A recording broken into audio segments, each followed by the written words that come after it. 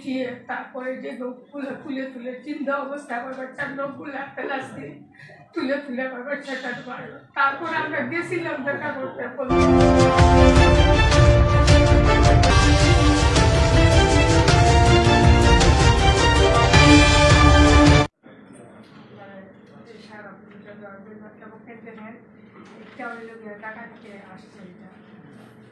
তার যে যাবেন বলছিলেন যে স্থগিত জামিনও ছিল 2 সপ্তাহের ভিতরে সে আত্মসমর্পণ করবে, সেই 2 সপ্তাহ আজকের তার তারিখটা চলে গেছে।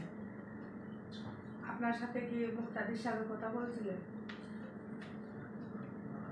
অনেকের কথা হয় এগুলো তো উনি আপনি বলছিলেন যে যদি কোনো অর্ডার আমরা পাই যে তার জামিন স্থগিত হয়ে গেছে, আমরা যদি কোনো বিশেষ কাগজ পাই তাহলে আমরা আইনের মধ্যে চলবে।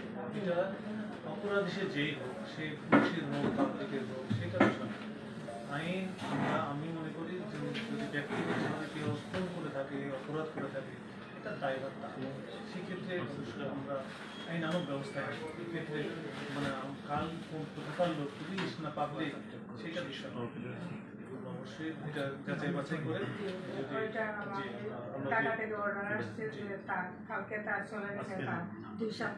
সেক্ষেত্রে অবশ্যই আমরা আমাদের করণীয় যেটা আমরা আমাদের তরফ থেকে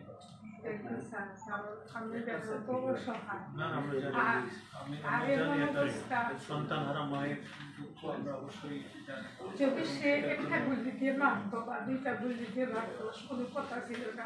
সে সারা রাত আমার বাচ্চার পিটিয়ে তারপরে যে লোকগুলো তুলে তুলে চিন্তা অবস্থা আমার বাচ্চার লোকগুলো একটা লাস্টে তুলে তুলে আমার বাচ্চাটা মারলো। তারপরে আমরা গেছিলাম দেখা করতে, বলছে যে না তারা দেখা করা যাবে, সে ভুগাচ্ছে। কিন্তু ওই সময় আমার বাচ্চাটা প্রাণ যায় না, আমাদেরকে দেখা করতে ওদেরকে ধরে নিয়ে এসে 10,000 টাকা দাবি করছিল। আপনার টাকা নিয়ে গেছিল, কিন্তু দেখাও করতে দেয় নাই, টাকাও নেয় নাই, আমার ছেলের টাকাও সারে যায়।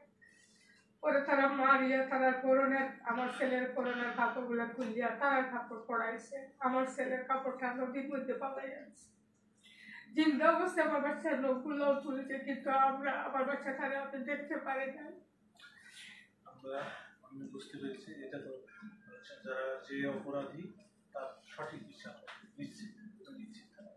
বিচারটা পাই। আমি শুধু আর কিছু চাচ্ছি না, আমি শুধু বিচারটা চাচ্ছি, আমি আর কিছু চাচ্ছি না। আমি যেন মৃত্যুর আগে জীবিত থাকা অবস্থায় আমি বিচারটা আমি দেখতে চাই, আমি আর কিছু চাইছি। দেখেন আমার রায়হানও ছিল একটা বিডিআরের ছেলে, রায়হানের বাবা ছিল বিডিআর।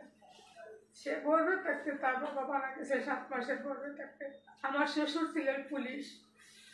আমরা এই ফ্যামিলির মানুষ, কিন্তু আমাদের এদের হাতে যদি আমার মৃত্যু হয়, আমাদের মৃত্যু হয়, তার কি দিয়ে আমরা দেশে থাকবো?